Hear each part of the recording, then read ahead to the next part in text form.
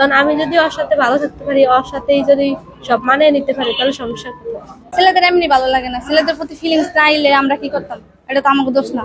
এ এক আজব প্রেমের গল্প। প্রেমের টানে গোপালগঞ্জের তরুণী আরোহী ছুটে এসেছেন চাঁদপুরের ফরিদগঞ্জে আরেক তরুণী ঋতু আক্তারের কাছে। তাদের দাবি দীর্ঘ প্রায় 1 বছরের বেশি সময় ধরে ভালোবাসছেন একজন আরেকজনকে। মোবাইলে টিকটকের মাধ্যমে পরিচয়ের পর বিয়েও করেছেন তারা। তার উপর দুইজন দুই ধর্মাবলম্বী। আর এমন ঘটনা চারিদিকে ছড়িয়ে পড়লে পুরো এলাকায় চাঞ্চল্যের সৃষ্টি হয়। পরে বিষয়টি সামাজিক যোগাযোগ মাধ্যমে ছড়িয়ে পড়লে বিরূপ মন্তব্যের ঝড় শুরু হয়। যদিও শনিবার সকালে তাদের দুইজনকে পুলিশের হাতে তুলে দেন ঋতুর পরিবার ও এলাকাবাসী।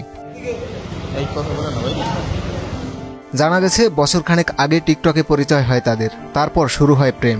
মেসেঞ্জারে বিয়ে করেছেন এমন তথ্যের ভিত্তিতে দুই তরুণী নিজেদের বিয়ে হয়েছে বলেও দাবি করেন। ইতোপূর্বে দুইজনে পালিয়ে ঢাকায় বাসা ভাড়া করেছিলেন কয়েকদিন। দুই প্রান্ত থেকে দুই পরিবার পুলিশের শরণাপন্ন হয়ে দুইজনকে উদ্ধার করে। দুই পরিবারের জিম্মায় দেয়া হয় তাদের। কয়েকদিন যোগাযোগ বন্ধ থাকলেও শুক্রবার গোপালগঞ্জের কোটালীপাড়া থেকে আরোহী মৃধা লোপা আবার ছুটে আসেন চাঁদপুরে। দুই তরুণীর দাবি তারা একসাথে সংসার করবেন, তা না হলে বেঁচে থাকাই কষ্ট হবে তাদের জন্য।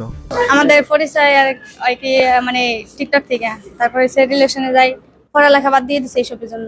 আয় পড়ছি ঢাকায়, এটা নিয়ে থাকছে। এসে ভালোই আসলাম, 18 দিন আসলাম। আমার মায়া লাগছে, আমার আম্মু অসুস্থ ছিল, তো হেরা করে কইছে যে তুই তোর তো পাগলামি আর ভালো লাগে না, তো আয় তোর মাইনা নিমু সামনে থাকতে দিব। থাকতে দেওয়ানোর কথা কই এখন পুরা ইয়া করছে, কারণ এটা কার ইয়া। পরিবার যেমনি রাখবো আমরা অমনি থাকবো, আর যদি পরিবার না মানে আমরা আলাদা থাকবো, আর যদি এটা না হয় তাহলে ঋতুর পরিবারের দাবি মানসিকভাবে অসুস্থ ঋতু, তাই কারো কোনো কথাই মানতে রাজি নয় সে। তার উপর ঋতু মুসলিম আর আরোহী হিন্দু ধর্মের, এটা কোনোভাবেই সম্ভব না। ঋতুর বড় বোন বলেন ছোট বোনটাকে নিয়ে বেকায়দায় পরিবার। আরোহী তার বোনকে স্বাভাবিক জীবনে থাকতে দিচ্ছে না। তারা প্রাণপণে চেষ্টা করছেন বোনকে স্বাভাবিক জীবনে ফিরিয়ে আনতে। আমার বোনে যাই মোবাইলে বলছে, কয় আমারও বলছে আম্মা কি করেন, চিন্তা করেন। তা আমাকে তুই কই, আমরা না ইয়া টেনশন করতেছি। কয় আমি আসি মেয়ের কাছে। কোন মেয়ের কাছে? কয় হ্যাঁ ওই যে মেয়ের সাথে কথা বলতেছি, আরোহীর সাথে। তা আরোহীর সাথে তুই গেলি কখন?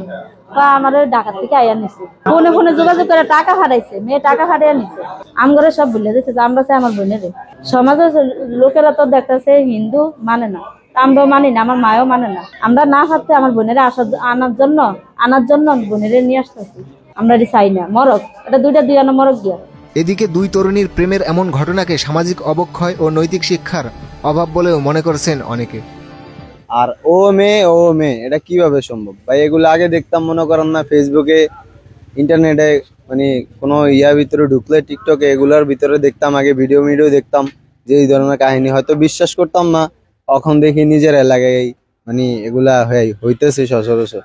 তো এগুলা কিভাবে সম্ভব ভাই? এগুলা তো সমকামী। এই মেয়েটা হইলো, যে মেয়েটা গোপালগঞ্জ থেকে আসছে হইলো হিন্দু, আমাদের দিকে যে মেয়েটা হইলো মুসলমান। এটা কিভাবে সম্ভব ভাই? এগুলা ন্যাক্কারজনক ঘটনা। এগুলা যে ভাই দেশে না হয় আর বা এলাকার এই ধরনের ঘটনা যে আর না হয়, এগুলা ভাই সচেতন থাকা উচিত সবারই। এর আগেও ঋতুর পরিবার থানায় নিখোঁজ ডায়েরি করেন। পরে দুজনকে উদ্ধার করে পরিবারের জিম্মায় দেওয়া হয়। এখন আবার তারা একসাথে হয়েছে। পরিবারের অভিযোগের ভিত্তিতে প্রয়োজনীয় পদক্ষেপ নেওয়ার কথা জানান পুলিশ। এই বিষয়ে আসলে দুইটা মেয়ে, তাদের মধ্যে আসলে বন্ধুত্বপূর্ণ সম্পর্ক ছিল, দুজনেই ফ্রেন্ডশিপ। তো এরকম কোনো লিখিত অভিযোগ তাদের পরিবারের কাছ থেকে এখন পর্যন্ত পাওয়া যায় নাই। যদি তারা কোনো অভিযোগ দেয়, আমরা সেই অভিযোগটা যাচাই বাছাই করবো, পরবর্তী ব্যবস্থা নেব। উজ্জ্বল রায়, মোহনা ডিজিটাল।